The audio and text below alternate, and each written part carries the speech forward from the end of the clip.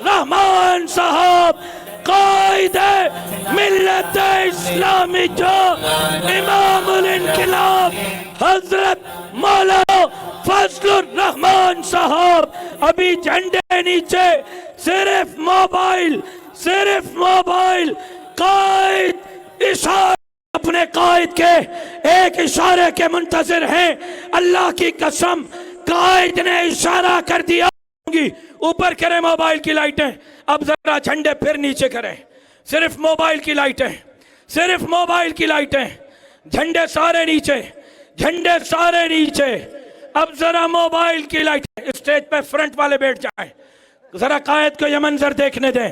Front वाले बैठे, आप सारे फ्रंट मिलना छोड़ दें जी, बंद करें मिलने को, जरा बैठ जाएं, सारे बैठे जी।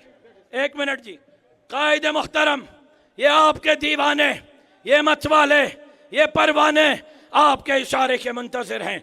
जरा पहले जिस तरह अल्लाह अकबर का नारा लगा था, जरा उसी तरह अल्लाह अकबर का एक नारा हो जाए, जरा और जोर से, जरा और जोर से, जरा मुजाहिदीन की तरह